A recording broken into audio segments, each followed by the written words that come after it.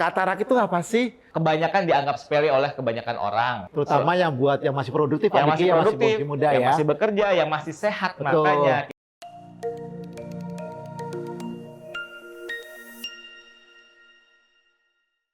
Yeay, baik lagi bersama dengan saya Abe dan partner saya Pak Diki Prayudi. Halo. Ya. Hari ini kita membahas sesuatu yang sering dianggap hanya dialami orang tua. Faktanya bisa dialami oleh siapa saja, bahkan di usia-usia produktif, Pak Diki. Waduh, kalau saya boleh tebak, kalau ada hubungan sama orang tua yang paling common tuh katarak ya. Iya, benar sekali Pak Diki. Jadi katarak itu apa sih? Jadi katarak ini adalah kekeruhan pada lensa mata kita. Jadi kalau lensa mata itu keruh, ya cahaya masuk ke mata nggak bisa nyampe ke retina mata kita. Betul. Sehingga mata kita menjadi, penglihatan kita menjadi tidak jelas, buram dan sebagainya. Dan juga kadangkala menjadi berkabut, kemudian macam-macam Pak Diki ya. Jadi kayak lihat asap dan sebagainya. Betul. Ya. Nah, jadi karena gejalanya ini terjadi perlahan-lahan, Ya. katarak Bertahap ya. bertahap, dan katarak ini juga salah satu penyakit yang degeneratif, sehingga memang banyak dialami orang tua. Tetapi nggak menutup kemungkinan di usia-usia yang lebih muda, bahkan anak-anak juga sudah ada yang terlahir dalam kondisi katarak Pak B. Ya. Nah, kalau yang degeneratif karena dia perlahan-lahan, Ya. perubahannya sedikit demi sedikit, sehingga orang banyak yang mengabaikannya nih Pak B. Ya. Nah, menganggap hanya buram biasa, gantilah dengan kacamata, ya gitu, atau menggunakan tetes mata, ya. Padahal kita tidak tahu itu apa kandungannya, gitu. Jadi kebanyakan dianggap sepele oleh kebanyakan orang. Nah, maka dari itu perlunya pengecekan mata yang rutin, Pak B. Betul sekali Pak Diki. Dan juga kita mesti waspada nih, mesti tahu ada gejala-gejala tanda lain. Kalau kita curiga nih mata kita ada katarak. Yang pertama adalah kita merasa lebih sensitif terhadap cahaya. Jadi kita lebih sering terasa silau. Mungkin sebelum-sebelumnya ayo aja nyetir malam hari, ayo aja nyetir siang hari, tapi sekarang kok lebih sering terasa silau. Atau mungkin saat nyetir ya itu sering banget silau. Itu mungkin curiga kita ada katarak. Apalagi kalau misalnya ada kayak halos di lampu-lampu mobil Pak Diki ya, itu juga kalau ragu sudah datang lagi ke optik Melawai atau ke dokter terdekat untuk dicek ya. Karena memang halo itu muncul di malam hari saat cahaya redup Pak Diki. Ya, jadi kita sering silau, kemudian juga lihat halos itu juga tanda-tanda awal ya, itu kalau ini kan. Jadi halos itu kayak di sumber sinar tapi kayak ada cincin, ada cincinnya, ringnya warna pelangi itu ya. Biasanya ganggu banget tuh. Itu ganggu memang. Jadi bukan cuma silau, jadi malah justru bisa menutupi atau menghalangi penglihatan kita, terutama saat nyetir malam hari. Ya, itu karena emang di lensa mata kita itu udah nggak jernih lagi gitu loh. Udah nggak jernih, jadi sinar yang masuk berpendar. Betul. Gitu ya. Jadi tidak difokuskan ya. Ya. Nah, selain dari ciri yang Pak Abi sebutkan, silau dan timbul halos pada sumber cahaya, orang katarak juga seringkali mengalami kekurangan kontras. Jadi sensitivitas kontrasnya menurun. Contoh, kalau dia melihat warna-warni itu tidak setajam dulu lagi. Sudah mulai kabur, sudah mulai pudar warna-warnanya. Tidak seindah warna aslinya. Tidak seindah warna aslinya. Tapi dia menganggap itu warna aslinya gitu. Sedangkan kan ini perubahannya perlahan-perlahan gitu ya. Jadi kalau misalnya nonton TV, kok sekarang kenapa warna TV-nya jadi nggak cerah lagi ya? Nah, karena udah lensa matanya udah nggak bening lagi, sehingga sinar yang masuk sudah tidak sempurna. Dan apa yang dilihat warna-warni sudah menjadi kekurangan kontrasnya Pak Abi. Pucat jadi warna-warna ya. Warnanya sedikit lebih pucat gitu ya. Dan juga mengalami kesulitan melihat di tempat yang redup. Jadi dia perlu tambahan lampu untuk bisa membaca dengan baik. Biasanya gitu. Nah, tadi kita udah singgung, kita udah sounding tentang ciri-ciri tanda-tanda dari katarak. Nah, kita pengen tahu juga apa sih yang menyebabkan katarak. Tadi Pak Diki udah menyampaikan penyebabnya adalah degeneratif ya, karena usia, ini sangat umum. Tapi jangan lupa juga bahwa ada penyakit-penyakit seperti diabetes, seperti hipertensi, kemudian sering terkena paparan sinar UV, jarang menggunakan sunglasses nih Pak Diki, sampai gaya hidup kurang sehat seperti merokok itu juga memicu katarak Pak Diki. Ada juga penggunaan obat steroid dalam jangka Oh, panjang iya. itu juga bisa mempercepat proses katarak. Iya. Trauma mata misalnya terjadi benturan di daerah seputar mata yang menyebabkan lensa mata kita lepas, itu juga bisa menyebabkan katarak. Iya.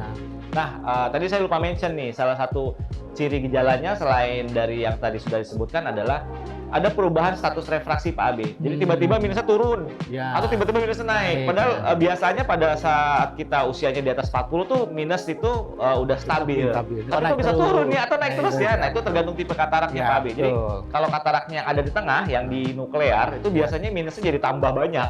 Oke. Tapi sebaliknya, kalau kataraknya yang di pinggir, minusnya malah kurang, Ya. malah berturun gitu Pak Ya. Abe. Nah, jadi solusi untuk katarak ini sebenarnya sekarang udah banyak. Ya. Jadi walaupun tadi kita sebutkan gejala-gejalanya itu cukup serem lah gitu ya, tapi tetap ada solusinya, apalagi udah canggih kayak Ya. sekarang.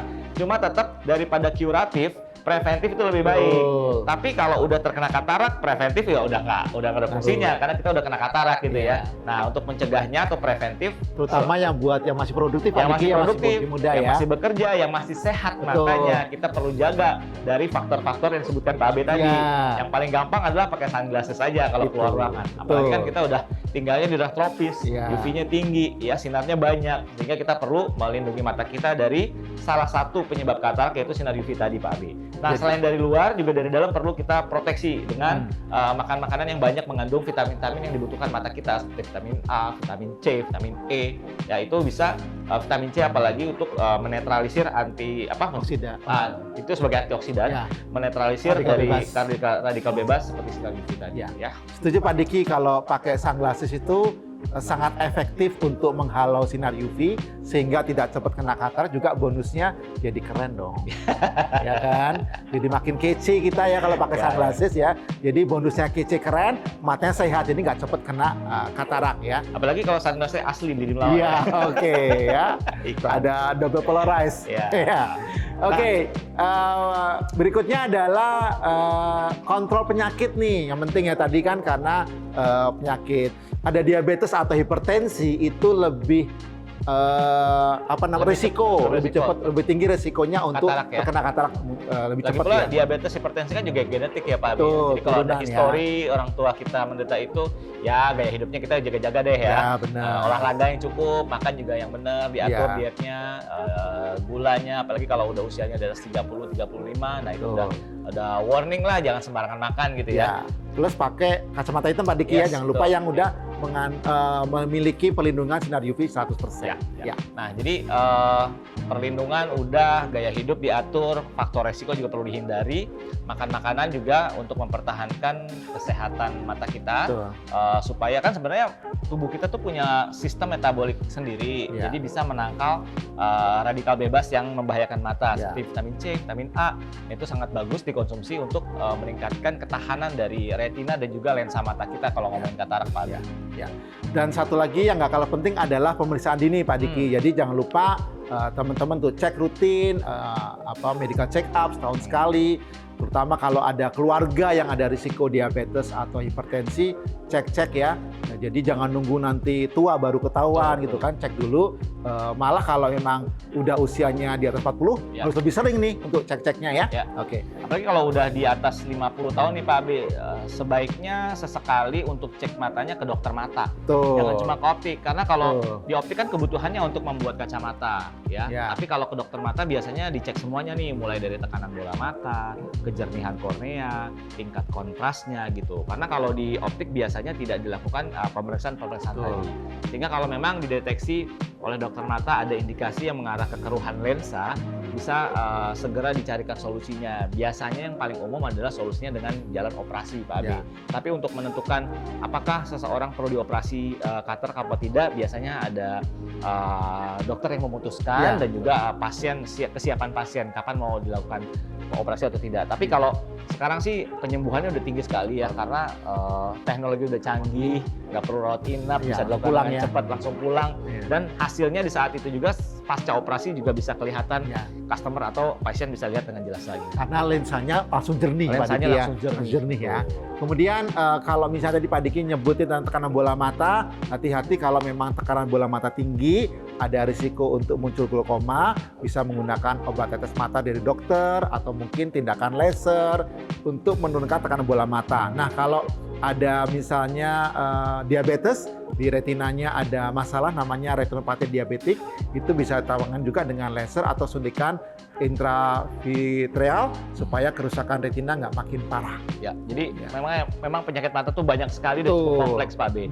Nah, intinya ya kita harus preventif deh ya. Jadi jangan menyepelekan gejala-gejala yang tampak ringan. Kayaknya burem, biasa aja, mungkin capek. Tidak sesimpel itu. Banyak sekali penyakit-penyakit mata yang dimulai dari gejala-gejala yang sepele yang kita biarkan dan berkembang menjadi ke level yang lebih serius. Dan kalau sudah di level yang lebih serius, pengobatannya lebih mahal, ya kan? Tingkat penyembuhannya jadi lebih sulit, ya kan? Kalaupun bisa sembuh tapi meninggalkan bekas, nah itu biasanya hal-hal tersebut yang ingin kita hindari, Pak. Ya, terutama kalau di riwayat keluarga Pak Diki ya, udah ada riwayat diabetes orang tua kita, mungkin kakek nenek kita mesti waspada, gaya hidupnya juga dikurang-kurangi, manis-manis, juga selalu cek tekanan darah karena hipertensi dan diabetes tadi memicu cepat untuk munculnya katarak. Ya. Oke, sekian untuk sharing-sharing ilmunya hari ini. Jika teman-teman ada pertanyaan lebih lanjut, bisa langsung kunjungi gerai Optik Melawai terdekat atau kunjungi kami di optikmelawai.com. Jangan lupa untuk like, subscribe, dan juga tuliskan komentar kalian seputar pertanyaan apa lagi yang akan kita bahas terkait kesehatan mata, kacamata, dan lensa kontak. Dan jangan lupa cek akurat, mata sehat. Dah. Yang terbaik.